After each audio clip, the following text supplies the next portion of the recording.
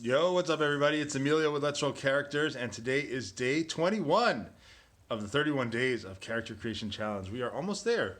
So today we're going to continue the Gentlefist saga that we've been doing for the last few days.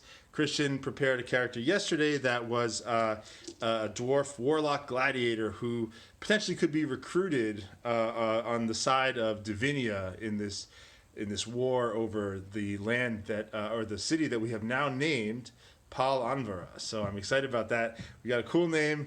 We got an interesting kind of back and forth going on here with the Gentlefist clan, Divinia, and the Eviscerator.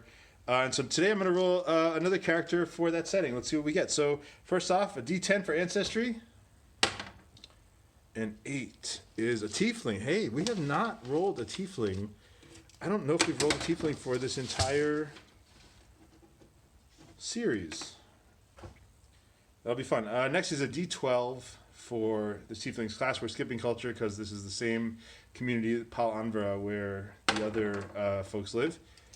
7 is a Paladin, a Tiefling Paladin. Seems to be a lot of Paladins going on in this place. Next up is a D20 for our character's background. A 17 is a Spy. And now a D4 for gender. A 4, reroll. A 2 is a female. Okay, so we have a female tiefling who is a paladin and has a background as a spy.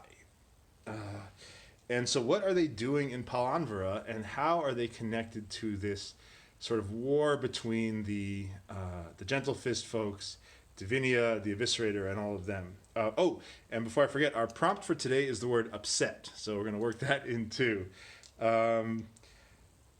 Let's start with that. So what do we know about paladins? So paladins are oftentimes part of an order and devoted to a particular god and sort of following that path. We've already got a paladin who is a bit of a loner in Tenazar. Tenazar went off and became a hermit, spent years in the desert, and came back devoted to a particular god. But I doubt that most other paladins would have found this same god, although it certainly is possible. But let's say that this tiefling, she is a member of an order of paladins who are from another community outside of Palanvara. And actually, I was looking forward to kind of thinking about this idea of this sort of surrounding area around Palanvara. And so let's actually roll that D10. Let's see what sort of culture our tiefling lives in. 7 is orc. Okay, so there is an orc community somewhere on the outskirts of Palanvara. Palanvara, I'm imagining as a big city. We talked about it potentially being like a trading hub, being close to the sea, a lot of merchants there, very sort of cosmopolitan and diverse. There may also, in a place like that, there's potentially, more suburban or rural communities on the outskirts. So let's say that there is an orc farming community. No, let's say fishermen. Let's say there's a community of orc fishermen who fish the rivers that feed into the sea by Palanvara. And in that community, there is an order of paladins that our tiefling friend, she's joined up with them. This order of paladins is specifically recruiting this tiefling because she has this background as a spy. She knows how to infiltrate organizations and get inside, find out what's going on. And so they are sending her to Palanvara to investigate what's going on with Divinia, the rumblings of Divinia's works, and the strange things probably that are happening in Palanvara have gotten the folks in the outskirts to be a bit concerned. And so this order of paladins that operates close by, and let's say that maybe they have like just sort of a separate church, but they're connected to this orcish fishing community. They've decided to send this tiefling in to learn more, and she is still kind of learning the ways of their order and understanding their god. Hasn't really officially taken the oath yet, so this is almost like a rite of passage for her to see if she's ready for this kind of work. Okay. That I said I was going to use the prompt upset, and I haven't yet. Okay, so how would this either be an upset person or maybe an upset in the sense of a loss, an unexpected loss? And I like that idea better, kind of the sports terminology, just because it's not the standard way of thinking about upset. Uh, oh, actually, I think upset is her name. Yeah. Let's do that. I'm gonna name her upset something. I just like that as a name.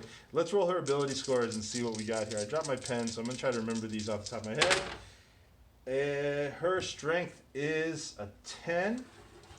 Sorry, an 11. 11 strength. Dex is 15. Very good. So she can definitely, move well. 11, 15, and that is 14 for Constitution. 15 Intelligence. 13 Wisdom. And for Charisma, that is an 8. Okay, so that totally explains. This person is just incredibly agile, sneaky, quick, stealthy, smart as a whip. Knows how to get around, but not very likable, not particularly strong, and as a result, their spying tends to be more on the stealthy side. They're not talking their way into parties where they're trying to find a target. They're not, persuading people or tricking them into anything. They just sneak in through the back door. They figure out that maybe they the type of person that would kind of stake out a location beforehand, really learn all the entrances and exits. Very methodical and deliberate is Upset, the tiefling. Yeah, so I think that is everything for Upset. So Upset is going to use her stealth to sneak into this to infiltrate Divinia's order, and the fact that she's not super charismatic is definitely going to be a hindrance. So really, she's going to be relying on her sneakiness. And what is Upset's last name? Upset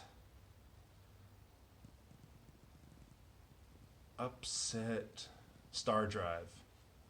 Upset Stardrive. I'm in the garage. There's like different types of screws around me. Upset Stardrive, Tiefling Paladin, background as a spy, joining a Paladin order in an orcish fishing town outside of Palanvera, infiltrating Divinia's cult.